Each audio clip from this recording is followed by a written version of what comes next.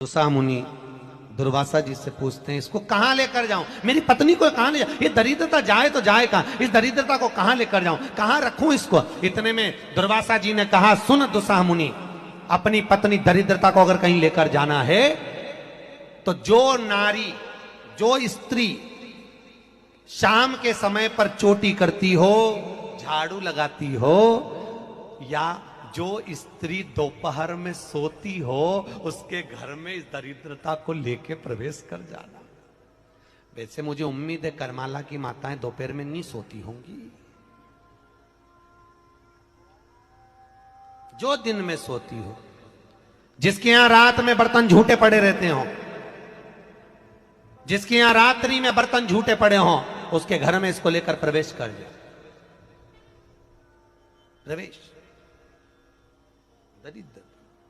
महाराज भगवान हमारे शास्त्र वर्णन करते हैं कि दरवाजे पर नींबू और मिर्ची क्यों टांगा जाता है, दुकान के बाहर, घर के बाहर नींबू मिर्ची क्यों टांगते हैं, क्योंकि लक्ष्मी और दरिद्रता, इन दोनों देवियों को भगवान विष्णु का वर है कि ये प्रतिदिन भूमंडल पर विचरण करने के लिए जाएंगी। प्रतिदिन, रोज प्रतिदिन लक्ष्मी और दरिद्रता दोनों भ्रमण के लिए निकलेंगे। और जिसके घर में मिष्ठान रखा होगा, उसके घर में लक्ष्मी मीठा खाने के लिए अंदर प्रवेश कर जाती है। और नींबू और मिर्ची दरवाजे पर इसलिए बांधते हैं कि दरिद्रता हमारे घर में प्रवेश ना करे, वो दरवाजे से खाकर ही चली जाए, दरवाजे से। एक बात बहुत ध्यान रखना, जिसके घर में फ्रिज में, डलिया में या रसोई घर में नींबू और मिर्ची ये दोनों एक ही जगह रखे रहते हैं, उसके घर में कभी शांति नहीं रहती है। सास बहू का, ननंद भाभी का, भाई भाई का, परिवार में कुछ ना कुछ क्लेश जरूर ही होगा। 4 दिन अगर अच्छे निकल गए तो 5वें दिन क्लेश का जाएगा, 5 दिन अच्छे निकल गए 6ठा दिन क्लेश का जाएगा।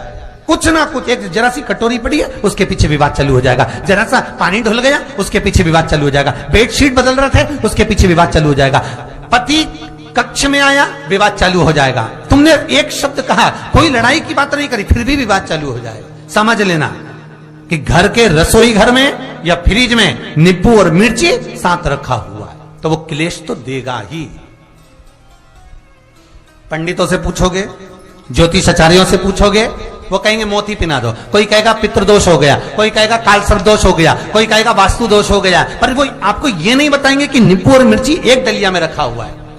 ये हमारा वेद, हमारा शास्त्र बताएगा कि नींबू और मिर्ची ये दरिद्रता देवी को प्रिय है, और जहां नींबू और मिर्ची साथ रखा वहां दरिद्रता प्रवेश कर जाती है, और दरिद्रता गई तो वो क्लेश उत्पन्न करती है, जिससे इसके घर में सुख ना रहे। सुख नहीं रहेगा तो लक्ष्मी नहीं रहेगी, दरिद्रता उसके घर में आराम से रह सकती है।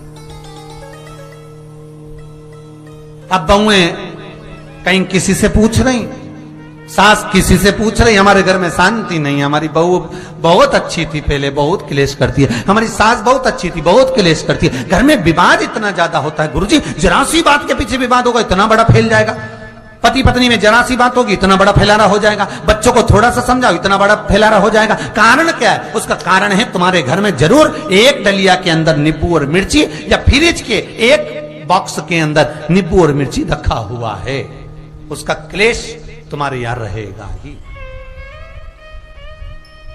सदा रहेगा। इसलिए महाराज नींबू मिर्ची दरवाजे पर टांगा जाता है, बाहर संग नहीं, बाहर जाए। एक बात बहुत सुंदर है, जैसे दूध और दही दोनों एक ही झोले में, एक ही बैग में, एक कैरी बैग के अंदर दूध और दही अलग अलग पॉलिथीन में बंधे हुए हैं, अलग अलग डोलची में, अलग अलग डब्बे में रखे हुए हैं। एक व्यक्ति एक ही बैग के अंदर दूध और दही ये दोनों चीज अगर लेकर घर के अंदर आता है तो उसके घर में संपदा की तो कमी आती ही है, उसके घर में संपदा टिकती नहीं है। घर में अगर लाख रुपए रखे हैं तो 3 दिन या 4 दिन के अंदर वो पैसा वापस जाना है। दही और दूध अगर एक ही साथ आया है, एक ही व्यक्ति एक ही झोले में, एक ही बैग में, एक ही कैरी बैग में अगर लेकर आया, उसी तरह नींबू और मिर्ची का भी क्रम है महाराज। कई कई सब्जी वाले उसको एक साथ बांध देते, नहीं नहीं, नींबू भले अलग बैग में डाल लो, पन्नी में अलग बांध कर या झोले में अलग बांध कर मिर्ची रख लो, वो चल जाएगा, पर एक साथ अलग होगा। मेरे को मालूम है दरिद्रता कि तेरे को खट्टा और तीखा पसंद है,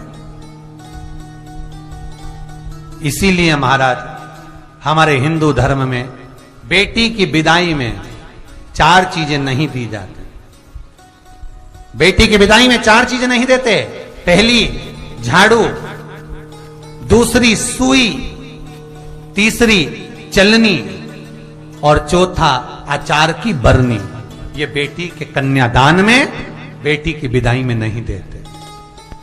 बड़ी दे दो, पापड़ दे दो, ये चल जाएगा, पर बेटी की विदाई में, बेटी के कन्यादान में ना तो झाड़ू जाएगी, ना सुई जाती है, ना चलनी जाती है, ना अचार की बरनी जाती है। और मेरा निवेदन है, अगर बेटी को तुम्हारे घर का, तुम्हारे हाथ का अचार कितना भी पसंद हो और बेटी के मम्मी बना के दे दे, नहीं मत देना, क्योंकि बेटी तन, मन और धन, ये 3 चीजों से दुखी रहेगी। अगर मां ने अचार दे दिया तो बेटी के घर में या तो तन से दुखी रहेगी, या मन से दुखी रहेगी, या धन से दुखी रहेगी। बेटी को ये 3 दुख तो रहेंगे ही।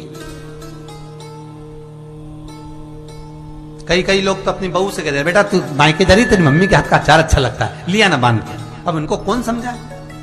तुमने तो कह दिया बांध के लिया ना, पर उसको समझो तो सही, क्यों नहीं लाना है?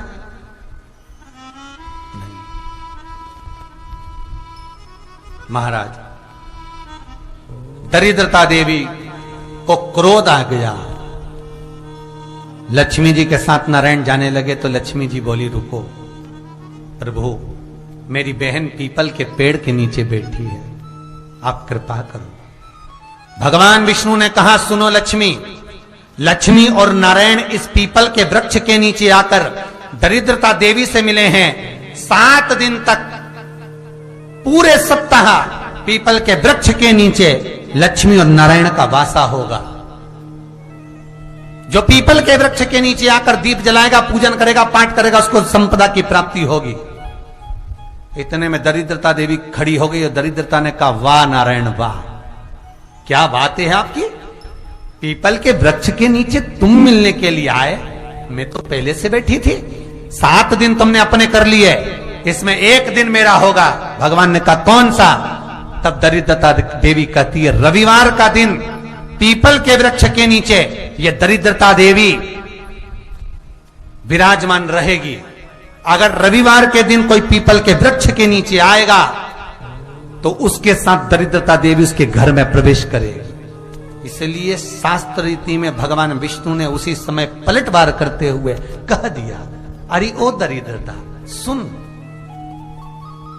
पीपल के वृक्ष के नीचे अगर कोई रविवार को आया और कोई पूजन की सामग्री लेकर आया, हाथ में कुछ ना कुछ उसके हुआ, खाली हाथ आया तो तू उसके घर में प्रवेश करेगी, और अगर भरा हुआ हाथ रहा तो तू उसके यहां प्रवेश नहीं कर सकती। ठीक है प्रभु, वचन दे दिया भगवान ने। इतने में दरिद्रता देवी भगवान विष्णु से बोली, प्रभु सारे देवताओं के पीछे अधर्म बैठा हुआ है,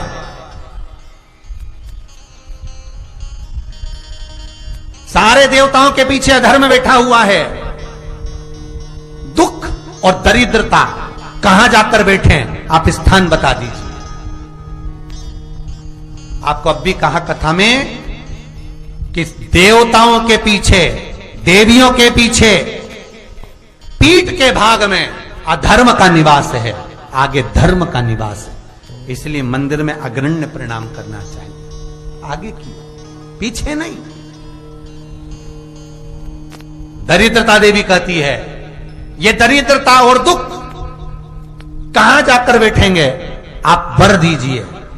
भगवान विष्णु ने कहा, ये भी तेरे लिए है, तू लक्ष्मी की बहन है, मांग ले, तुझे कहां बैठना है, कहां रहना है। दरिद्रता देवी कहती है जिस घर में स्त्री दोपहर में सोती होगी उसके घर में दुख और दरिद्रता दोनों जाएंगे। जिनके घर में कांटेदार पेड़े लगे होंगे, पौधे लगे होंगे, उनके घर में दुख और दरिद्रता दोनों जाएंगे। जिनके घर में रात्रि में बासी बर्तन पड़े रहेंगे, उनके घर में दुख और दरिद्रता दोनों जाएंगे। भगवान विष्णु बोले ठीक है।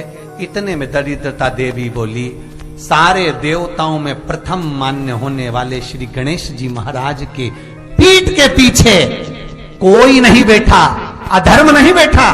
आप हमें वर दो कि दरिद्रता और दुख गणेश जी की पीठ के पीछे विराजमान होंगे। पृष्ठभाग में दरिद्रता और दुख दोनों रहेंगे। वर दो आप। श्री शिवाय नमस्तुभ्यम। हर हर महादेव। साथियों, भाइयों बहनों, कैसे हो? आशा करती उम्मीद करती सब लोग अच्छे होंगे, बढ़िया होंगे। तो कथा के माध्यम से गुरुदेव जी बताते हैं कि गरीबी दरिद्रता उन्हीं लोगों के घर में आती है जिनके घर में माताएं बहनें दोपहर के समय सोती है और शाम के समय जो चोटी बनाती है, तैयार होती है, उन लोगों के घर में दरिद्रता निवास करती है। और साथ ही साथ जो माताएं बहनें शाम के समय घर में झाड़ू लगाती है तो उनके घर में भी दरिद्रता का प्रवेश होता है। तो हमें विशेष ध्यान देना है कि हमें दिन में सोना नहीं है, साथ ही साथ शाम के समय हमें घर में झाड़ू नहीं लगाना है और शाम के समय माताओं बहनों को तैयार भी नहीं होना है। तो इस तरह से गुरुदेव जी ने बहुत ही अच्छे अच्छे उपाय बताए हैं। अगर आपने वीडियो एंड तक देखा होगा तो आपको वीडियो के माध्यम से सब कुछ समझ में आया होगा। तो आशा करती हूँ सब लोगों को वीडियो बहुत अच्छा लगा होगा। वीडियो अच्छा लगे तो वीडियो को लाइक करना, शेयर करना, सब्सक्राइब करना। मिलते हैं अगली वीडियो के साथ। श्री शिवाय नमस्तुभ्यम। हर हर महादेव।